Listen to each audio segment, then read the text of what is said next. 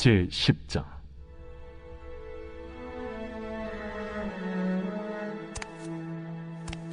내가 진실로 진실로 너희에게 이르노니 문을 통하여 양의 우리에 들어가지 아니하고 다른 데로 넘어가는 자는 절도며 강도요 문으로 들어가는 이는 양의 목자라.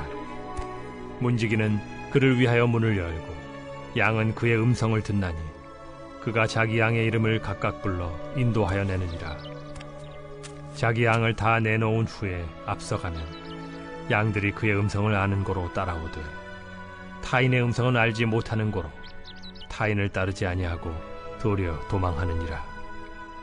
예수께서 이 비유로 그들에게 말씀하셨으나 그들은 그가 하신 말씀이 무엇인지 알지 못하니라. 그러므로 예수께서 다시 이르시되 내가 진실로 진실로 너희에게 말하노니 나는 양의 문이라. 나보다 먼저 온 자는 다 절도요 강도니 양들이 듣지 아니하였느니라.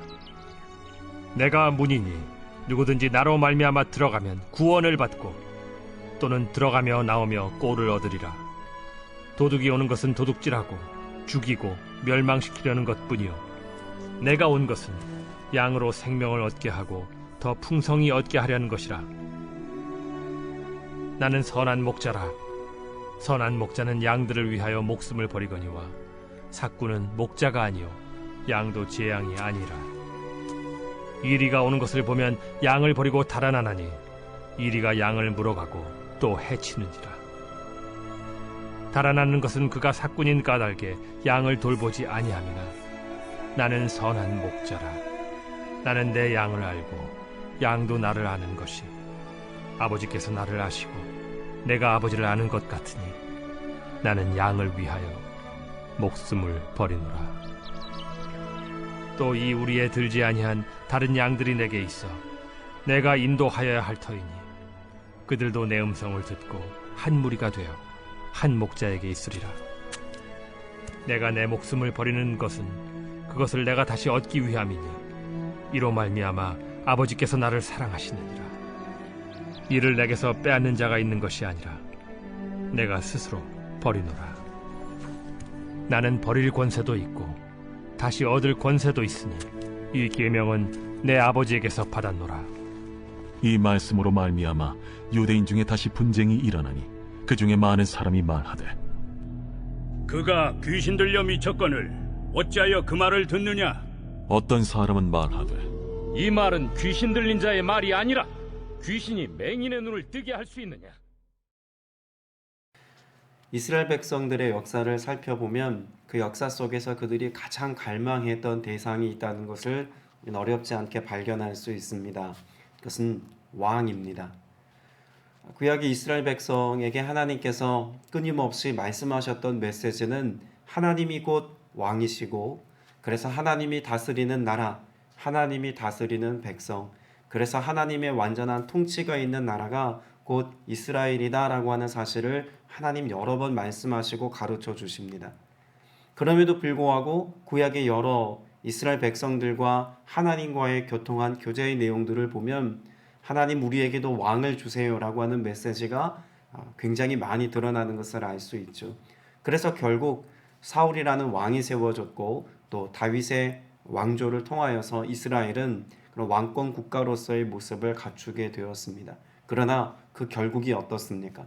나라가 분열되어지고 깨어져서 결국 하나님의 통치와 하나님의 다스림도 그들의 삶에서 상실해버리고 그들이 그렇게 염원했던 왕의 통치 아래서의 국가, 그 나라의 존재마저도 포로가 되어서 여러 가지 어려움과 순환을 겪었던 것을 구약의 역사를 통해 우리는 알 수 있습니다.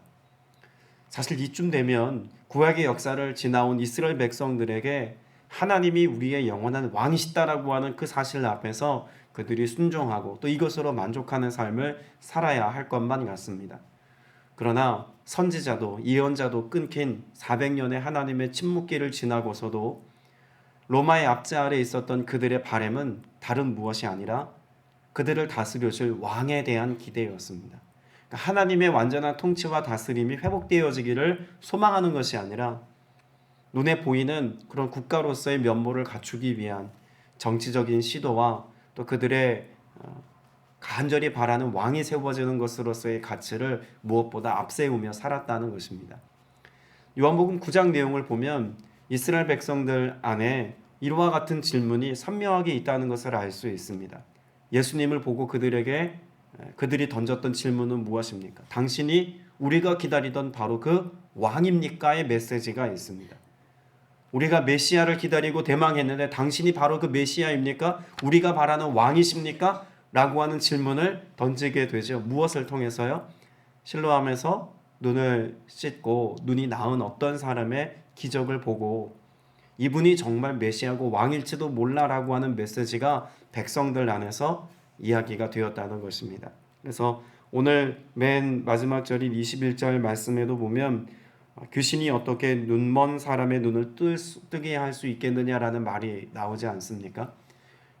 눈먼 사람의 눈을 뜰 수 있게 할 수 있는 분은 메시아뿐이라는 겁니다. 구약이 예언하고 있는 메시아의 확증의 증표 중에 하나죠.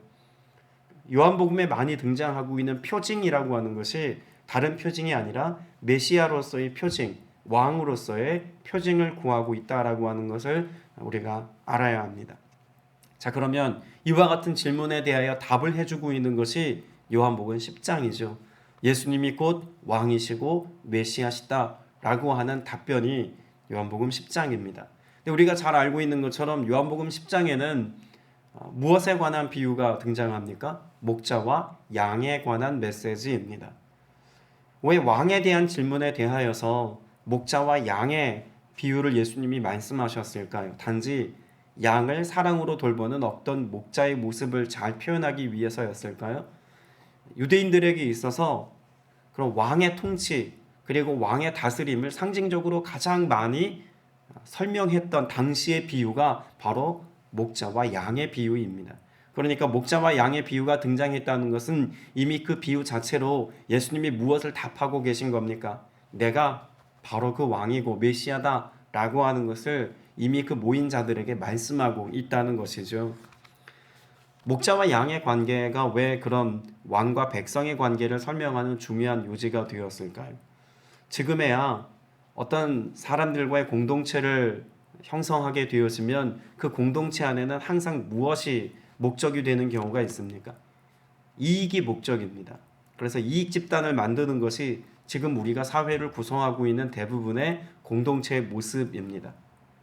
그러나 원래 고대 왕정국가라고 하는 그 국가적인 여러 형태를 보면 어떤 개인의 이득이나 개인의 그런 사사로운 원함이 채워지는 것을 목적으로 하지 않습니다.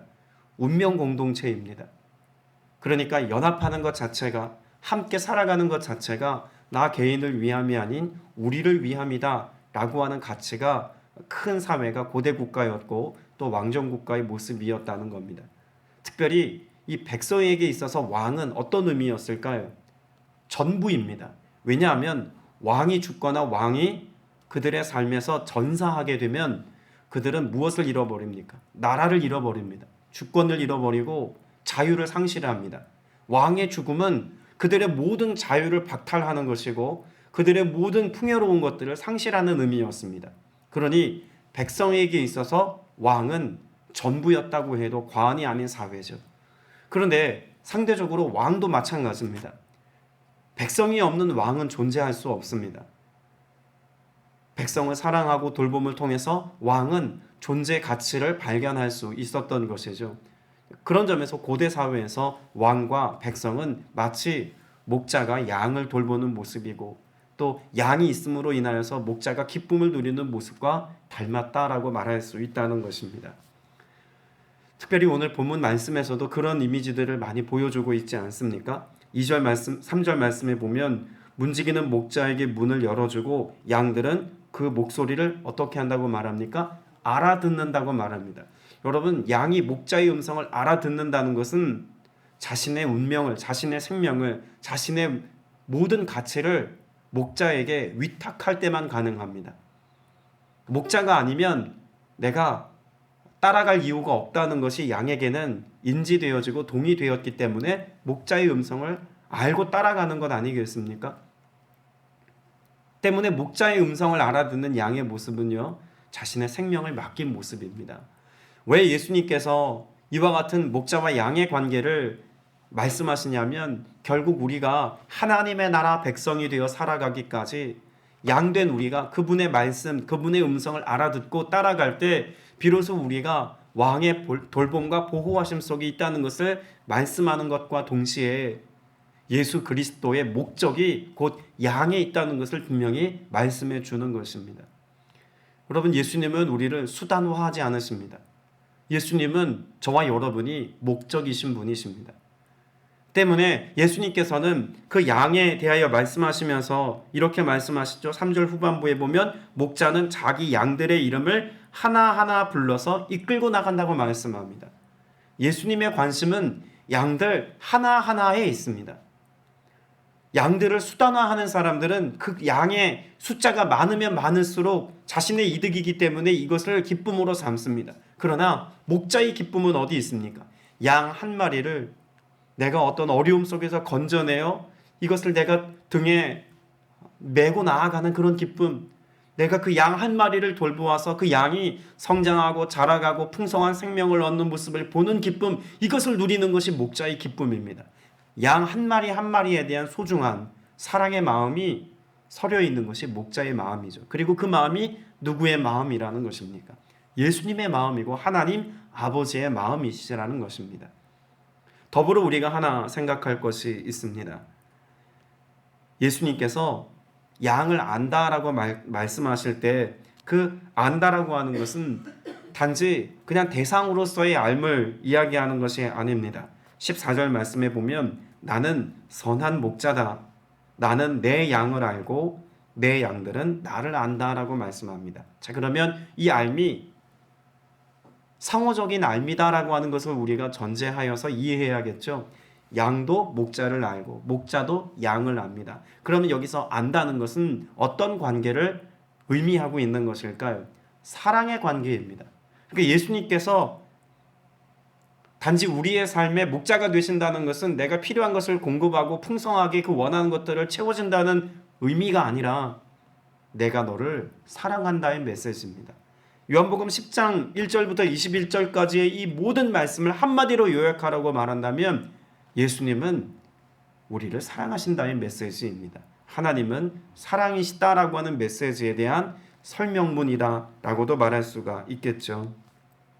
그런 선한 목자에 관하여 말씀하고 있는 내용에 보면 예수님께서는 그렇게 양들을 알고 그 사랑의 관계에 대해 설명하면서 14절에 나는 선한 목자라고 말씀합니다. 여러분, 여기 선하다라고 하는 단어가 우리에게 충분히 이해되어져야만 오늘 본문 전체를 알 수가 있습니다. 여러분, 나는 선한 목자다라고 말할 때 선하다라고 하는 단어를 여러분 어떻게 이해하십니까? 너무 막연하게 우리가 이 말씀을 그저 지나치곤 합니다. 예수님이 선하신 것은 당연한 것 아닙니까? 성품적으로 선하시고 착하시고 의로우시고 뭐 이런 것들만 우리는 생각합니다. 그런데 여기 선하다라고 하는 말은 칼로스라고 하는 단어에 대한 번역입니다. 근데 이 칼로스라고 하는 단어는 여러 가지 의미를 함께 내포하고 있는 다중의미 언어입니다. 그 중에 하나가 아름답다라는 뜻이 있습니다. 여러분, 여기 아름답다라고 말할 때 그 아름다운 것은 단지 눈에 보기에 아름다운 어떤 것을 의미하는 것이 아니라 나에게 있어서 가장 만족이 되다라고 하는 의미도 함께 갖고 있습니다. 우리가 아름다운 것을 보고 아름답다고 느낄 때 만족하지 않습니까? 그러면 오늘 예수님은 우리의 삶에 선한 분이시다라고 말할 때 예수님은 나에게 어떤 대상이라는 것을 전제하고 있는 것입니까? 선하신 예수님으로 인하여 나는 충분히 만족한다는 것입니다. 또 하나의 의미가 있습니다. 선하다라고 하는 말에는 완전하다라는 뜻이 있습니다. 완벽하다, 완전하다. 완전하신 예수님께서 나를 지키시고 나를 돌보시고 나를 이끄시고 나를 인도하시고 나의 삶의 그 모든 것들을 성취해 주시기까지 부족함이 없으신 분이라는 것입니다. 다윗의 고백이 있지 않습니까? 다윗의 고백을 보면 그런 목자의 심정을 잘 표현한 여러 시편의 고백들이 있습니다. 나를 쉴 만한 물가로 인도하시는 분, 푸른 초장에 있게 하시는 분, 그분이 곧 여호와 하나님이시라고 하는 고백은 오늘 예수님의 선한 목자 되심의 이미지 속에서도 발견되는 것입니다. 예수님이 선하신 분이시기에 나의 만족이 되시며 나의 공급자 되시고 그 모든 만족과 공급함을 주시기에 부족함이 없으신 목자 되신 주님이시다라고 말씀합니다. 오늘 우리의 삶에 내가 예수 그리스도를 얻고 그리스도와 더불어 살아간다는 것은 부족함이 없는 삶을 말씀하는 것인 줄로 믿습니다. 여러분, 예수님께서 이와 같이 우리의 목자가 되실 때 우리의 삶에 무엇을 얻게 된다고 말씀하고 있나요? 10절 말씀에 보면 나는 양들이 무엇을 얻고 생명을 얻고 또 더 넘치게 얻게 하려고 왔다고 말씀합니다. 그래서 예수님의 그러한 생명 얻게 하시는 그 단어를 개역개정 성경에서는 풍성이 얻다라고 말씀하고 있죠. 자, 그러면 양이 목자로 인하여서 생명을 풍성히 얻는 것을 이미지로 그려보면 여러분 어떤 모습이 떠오르십니까? 꼴을 이만큼 잔뜩 쌓아놓고 양들이 언제라도 마음껏 먹을 수 있도록 공급하는 어떤 그런 모습이 떠오르십니까? 아니면 물가로 인도해서 큰 강가로 양들을 다 이끌고 가서 그 목마름을 축여주는 모습이 떠오르시나요? 물론 그것도 우리가 생각해 볼 수 있는 이미지입니다. 그런데 여기 풍성이 혹은 더 넘치게 얻게 한다는 이미지는 그런 무언가 대상화해 놓은 어떤 것들을 양으로 얻게 하는 데 있지 않습니다. 굳이 그림으로 표현하자면 어린 양을 품에 안고 있는 목자의 모습을 떠올리셔야 합니다. 그러니까 풍성이라고 하는 것은 그리스도와 믿음의 백성들의 완전한 연합입니다. 예수님의 품 안에 있는 양이 가장 완벽하게 보호받고 예수님 품 안에 있는 양이 온전한 돌봄을 받아서 공급받는 것처럼 풍성이 얻는 것, 이것은 마치 어린아이를, 갓 태어난 어린아이를 엄마가 품에 안고 있는 모습과도 같은 것 아닙니까? 어린아이가 엄마 품에 있을 때 배고픔을 해결할 수 있습니다. 엄마의 젖을 빨면서 양식을 얻고 건강함을 유지할 수 있는 것 아닙니까? 엄마의 품 안에서 아이는 잠이 들기도 합니다. 엄마의 품 안에서 불편한 것들을 해결받기도 합니다. 그러니까 오늘 예수님께서 우리에게 생명을 얻게 풍성히 얻게 하시겠다라고 하는 것은 무언가를 우리에게 주심이 아니라 오늘 그 예수 그리스도께서 저와 여러분으로 하여금 그리스도의 몸이 되어서 연합하여서 한 몸이 되어서 그 사랑의 관계에서 떨어지지 않게 하시겠다는 사실을 우리에게 말씀해 주고 있는 말씀이라는 겁니다. 오늘 주님은 그렇게 여러분과 사랑의 관계 안에서 연합하기를 원하시고 하나 되시기를 원하시고 더 사랑의 관계 안에 있기를 원하신다는 것입니다. 결국 오늘 본문 말씀에 보면 이런 생명을 얻게 하심에 관한 말씀을 또 하나의 의미로 설명하고 있죠. 나는 양의 문이다 라고 말씀합니다. 여러분, 양의 문이다 라고 하는 단어를 조금 더 쉽게 이해하려면 양 대신에 구원이라는 단어를 그 앞에 붙여보면 더 쉽게 이해가 됩니다. 양의 문, 그 말은 곧 구원의 문이다 라고 하는 의미를 갖고 있습니다. 구원을 위해서는 반드시 예수 그리스도를 통해야만 합니다. 예수 그리스도를 통하여서 예수 그리스도로 인하여서 우리는 구원을 얻습니다. 그런데 문이라고 하는 특징을 한번 생각해 보십시오. 여러분도 오늘 교회 오시기까지 문을 여러 개 통과해서 오시지 않았습니까? 오늘 교회 성전 안으로 들어올 때만 해도 문을 2개나 지나서 오셨습니다. 그러면 문을 열고 들어와 거기 앉았을 때 문을 열고 들어와 닫고 나면 그 문으로 인하여서 우리는 어떤 결과를 얻습니까? 내가 안전하게 내가 원하는 어떤 곳에 들어올 수 있습니다. 그리고 문이 닫힘을 통해서 문이라고 하는 것은 외부의 소음이나 외부의 불편한 것들로부터 우리를 뭐 해줍니까? 보호해 줍니다. 그러면 예수님께서 우리에게 구원의 문이 되신다는 것은 예수 그리스도를 통해서 믿음으로 말미암아 우리가 왕 되신 하나님의 통치와 다스림 안에 그 하나님의 은혜의 영역 안에 들어와 그 돌봄과 은혜를 누리고 생명을 얻는 것뿐만 아니라 외적인 어떤 사단의 공격과 도전으로부터 우리를 보호해 주시는 온전한 은혜의 관계에 관하여 말씀하고 있다고도 볼 수 있는 것입니다. 그렇게 우리를 뭐 하시겠다는 것입니까? 사랑으로 돌보시고 책임져 주시겠다고 말씀합니다. 자, 그러면 오늘 우리가 이 시간 결단해야 할 것이 있습니다. 예수님이 우리의 목자인 것을 알았습니다. 예수님이 우리의 양의 문이 되신다는 것도 알았습니다. 예수님은 나와 연합하여 하나 되어지기를 원하실 만큼 깊이 우리를 사랑하신다는 것도 알았습니다. 그러면 우리는 무엇해야 합니까?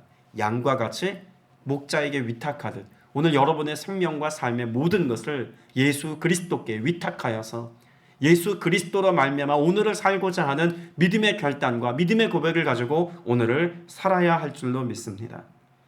오늘 그때 우리의 삶에 풍성한 은혜가 넘치도록 주어진다고 말씀하죠. 앞서 요한복음 9장의 질문에 무엇을 전제로 이와 같은 질문이 있었다고요? 앞을 보지 못했던 맹인이 눈을 뜨는 사건, 이것을 전제로 말씀하셨죠. 여러분, 양이 목자를 따라가지 못할 때가 언제일까요? 양은 원래 시력이 약한데 그 시력이 더 나쁜 양들은요, 결코 목자를 따라가기가 어렵습니다. 그 음성을 놓치는 순간 양은 목자를 잃어버립니다. 그래서 양에게 있어서 목자의 음성을 알아듣는 것 자체가 생명입니다. 오늘 저와 여러분의 시력을 빼앗는 것들이 세상에 얼마나 많습니까? 그런데 그렇게 우리의 시선을 빼앗는 세상의 수많은 것들 속에서 주님의 말씀조차 우리가 듣지 아니하고 주님의 음성을 가까이 할 수 있는 예배의 현장과 기도의 자리와 은혜의 자리를 잃어버린다면 우리는 양으로서 누릴 수 있는 생명의 풍성함을 놓칠 수 있습니다. 오늘 이 하루 예배하며 기도하며 말씀 앞에서 그분의 음성을 듣는 양과 같이 주님의 그런 생명의 인도하심과 이끄심 속에서 풍성한 은혜를 맛보는 저와 여러분 다 되시기를 주님의 이름으로 축복합니다. 기도드리겠습니다. 주님, 참으로 감사합니다. 우리에게 생명을 주시되 영원한 생명, 풍성한 생명을 공급해 주심을 믿습니다. 그 생명을 누리기까지 우리가 오늘도 주님을 따라가기를 원합니다. 우리가 순종하여서 그 믿음의 길로 나아가서 주님께서 예비하신 그 풍성하고 부유하고 아름답고 선한 것들을 은혜로 누릴 수 있는 모두가 되게 하여 주시옵소서. 우리 위로자 되시며 인도자 되시고 생명 되신 우리 구주 예수 그리스도 이름으로 간절히 기도드렸사옵나이다. 아멘.